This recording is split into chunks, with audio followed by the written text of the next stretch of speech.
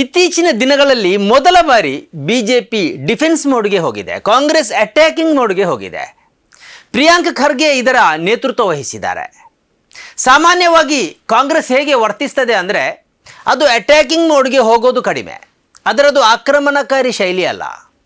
ಎಲ್ಲರನ್ನೂ ಒಪ್ಪಿಸುತ್ತಾ ಮಧ್ಯಮ ರೀತಿಯಲ್ಲಿ ಕಾಂಗ್ರೆಸ್ ಕೆಲಸ ಮಾಡುತ್ತೆ. ಅದರ ನಾಯಕರಿಗೂ ಇದು ಅಭ್ಯಾಸವಾಗಿ ಹೋಗಿದೆ.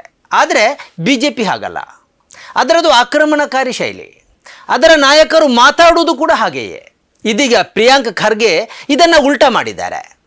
RSSನ ಬಗ್ಗೆ ಪ್ರಶ್ನೆ ಎತ್ತುವ ಮೂಲಕ ಬಿಜೆಪಿಯನ್ನು ರಕ್ಷಣಾತ್ಮಕ ಸ್ಥಿತಿಗೆ ಅವರು ತಂದು ಬಿಟ್ಟಿದ್ದಾರೆ.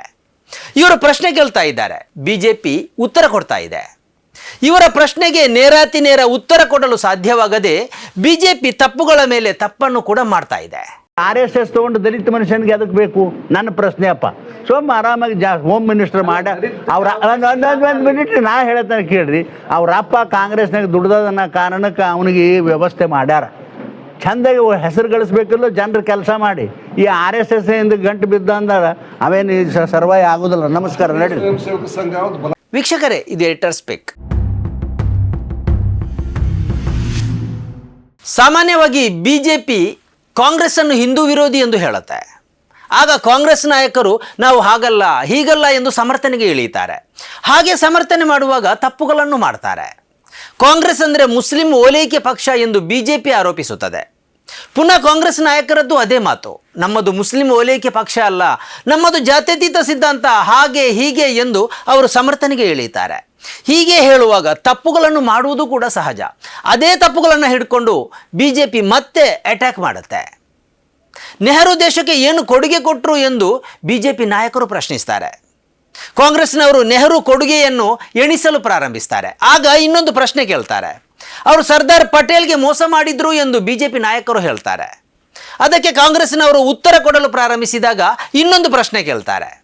ಹೀಗೆ ಇಂದಿರಾ ಗಾಂಧಿ, ರಾಜೀವ್ ಗಾಂಧಿ, ಮನಮೋಹನ್ ಸಿಂಗ್ ಅವರ ಬಗ್ಗೆ ಕೂಡ ಇಂಥದ್ದೇ ಆಕ್ರಮಣಕಾರಿ ಶೈಲಿಯ ಆರೋಪವನ್ನು ಬಿಜೆಪಿ ನಾಯಕರು ಹರಿಸ್ತಾರೆ.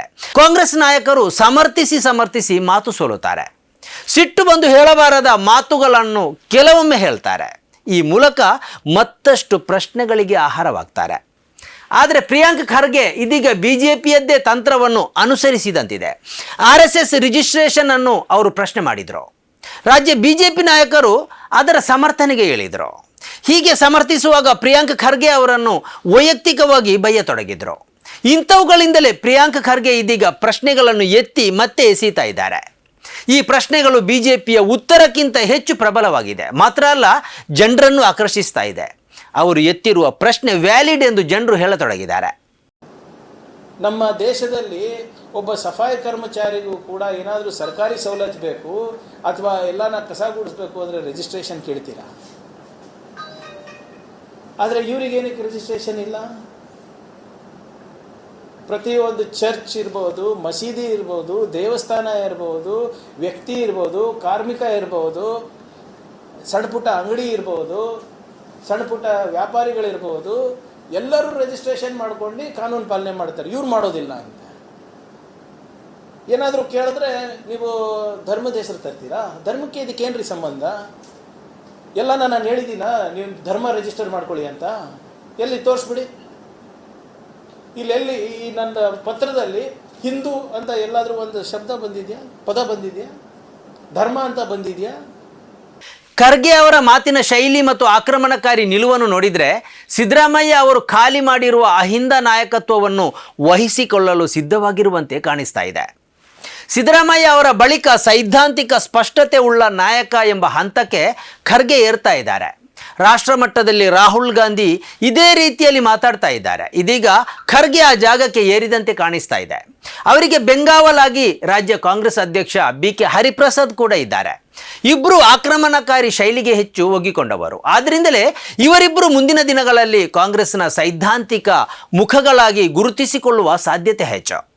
ಹೀಗಾದರೆ ರಾಜ್ಯ ಬಿಜೆಪಿ ನಾಯಕರಿಗೆ 2028ರ ಅಸೆಂಬ್ಲಿ ಚುನಾವಣೆ ಗಂಟಲ ಮುಳ್ಳಾಗುವ ಸಾಧ್ಯತೆ ಹೆಚ್ಚಾಗಿದೆ. ರಕ್ಷಣಾತ್ಮಕ ಶೈಲಿಗಿಂತ ಆಕ್ರಮಣಕಾರಿ ಶೈಲಿಯನ್ನು ರಾಜ್ಯ ಕಾಂಗ್ರೆಸ್ ಅನುಸರಿಸುವುದರಿಂದ ಕಾರ್ಯಕರ್ತರಲ್ಲೂ ಉತ್ಸಾಹ ಹೆಚ್ಚುವ ಸಾಧ್ಯತೆ ಇದೆ. ಬಹುಶಃ ಪ್ರಿಯಾಂಕ್ ಖರ್ಗೆ ಅವರು ಉದ್ದೇಶಪೂರ್ವಕವಾಗಿಯೇ ಈ ವಿಷಯವನ್ನು ಎತ್ತಿರುವ ಹಾಗಿದೆ.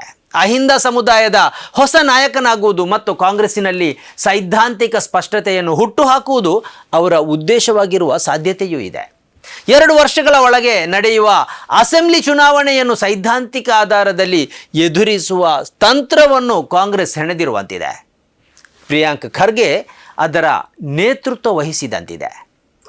ನಿಮ್ಮ ಬೆಂಬಲದಿಂದಲೇ ನಾವು ಈ ಹಂತಕ್ಕೆ ಬೆಳೆದಿದ್ದೇವೆ. ನಮಗೆ ಇನ್ನಷ್ಟು ಬೆಳಿಬೇಕಾಗಿದೆ, ಇನ್ನಷ್ಟು ಸತ್ಯ ಸುದ್ದಿಯನ್ನು ನಿಮ್ಮ ಜೊತೆ ಹಂಚಿಕೊಳ್ಳಬೇಕಾಗಿದೆ. ಆದ್ದರಿಂದ ಸನ್ಮಾರ್ಗ ನ್ಯೂಸ್ ಚಾನಲನ್ನು ಸಬ್ಸ್ಕ್ರೈಬ್ ಮಾಡುವ ಮೂಲಕ ಮತ್ತು ಸನ್ಮಾರ್ಗ ನ್ಯೂಸ್ ಚಾನಲ್ನ ಎಲ್ಲ ಕಾರ್ಯಕ್ರಮವನ್ನು ನಿಮ್ಮವರು, ನಿಮ್ಮ ಕುಟುಂಬಿಕರು ಮತ್ತು ಗೆಳೆಯರೊಂದಿಗೆ ಹಂಚಿಕೊಂಡು ಅವರಲ್ಲೂ ಸಬ್ಸ್ಕ್ರೈಬ್ ಮಾಡುವಂತೆ ವಿನಂತಿಸುವ ಮೂಲಕ ನಮ್ಮನ್ನು ಬೆಂಬಲಿಸಿ.